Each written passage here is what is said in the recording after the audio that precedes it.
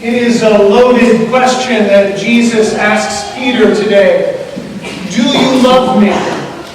It's a loaded question. Sometimes we're a little hesitant to answer this question because sometimes this question comes with a request that follows. So we say to our spouses, honey, do you love me? Yes. Yes, you know that I love you. Good, could you take out the trash because it's been sitting there for days? Or, honey, do you love me? Yes, yes, you know that I love you. Good, could you watch the kids all day because I'm going to go shopping and I've got some friends coming over later.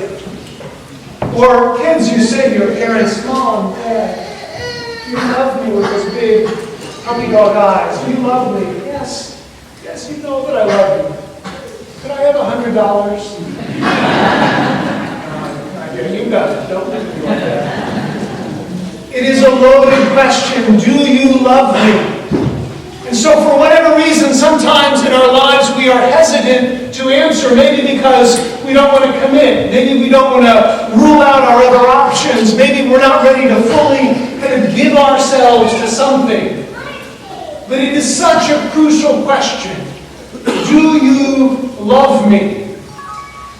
Because at the heart of this question is really a different kind of question, which is life better with me or without me?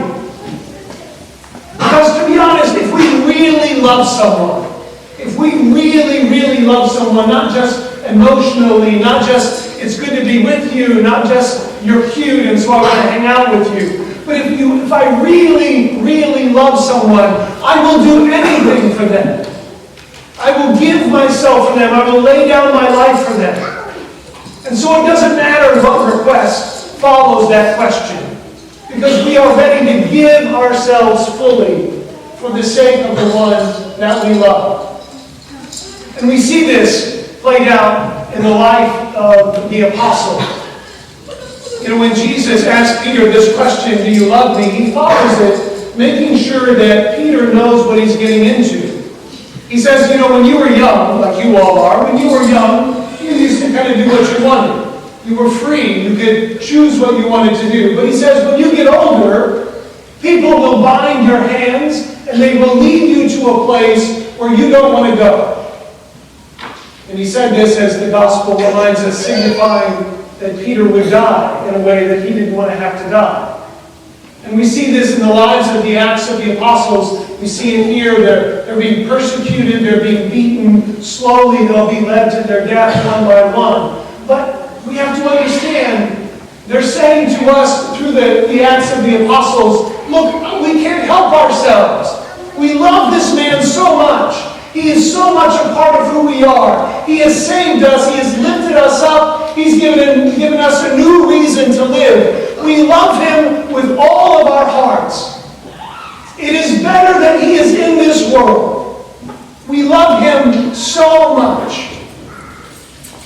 And that's why you and I need to hear this question over and over again. Do you love me? Particularly you all who are receiving First Communion today.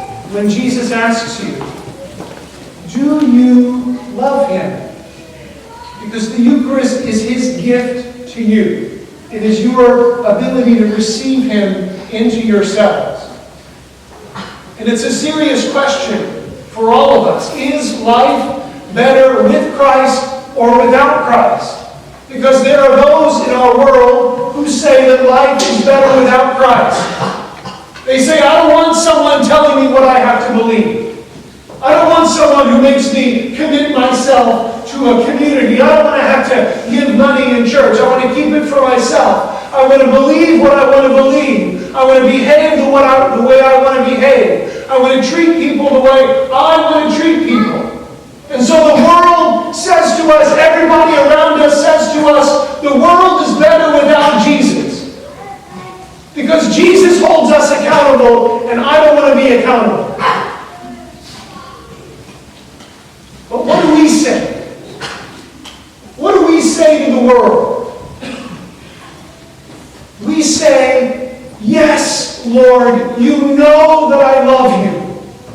You know that I love you. You know that I love sin by myself. You know that I love you because I want to live a life that has meaning and purpose. You know that I love you because I want to be eternally happy with you in heaven. You know that I love you. You know that I don't want to spend a day in this world where you are not here. You know that I want to experience the joy that you desire for me. Lord Jesus, you know that I love you. This is what God asks of us. Do you love me in this way? Not, do you want to be friends?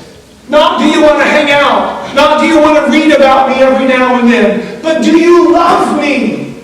Will you give yourself for me? Will you lay down your life for me? Will you serve the people that I am calling you to serve? This is the challenge of the Eucharist. Because God gives a gift to you all today, to all of us today. He gives a gift, and then he says, now, feed my sheep, tend my lambs, tend my sheep. And that means something different for all of us. For those of you in school, it means that you love your classmates, that you care for them, that you treat them well in school. For those of you who are married, it means that you care for your spouse and for your children. Tend your sheep. And parents and grandparents, thank you for tending to these sheep and bringing them here to be fed by the Lord. For those of you who go to work every day, tending your sheep means looking past the work that you do and thinking about the one that you do it for. Do you love me like this? What a tremendous gift we have been given. And what a tremendous challenge accompanies that gift. Friends, life is better with Jesus. Life is more full with Jesus. We don't come to the Eucharist out of an obligation because we're told that we have to or because we're afraid of going to hell. We come to the Eucharist because it is a gift of love that Jesus offers to us. And so today, in a new way, as if we were saying it for the first time, in our own hearts, let's respond to this tremendous and beautiful question that Jesus asks us. Do you love me?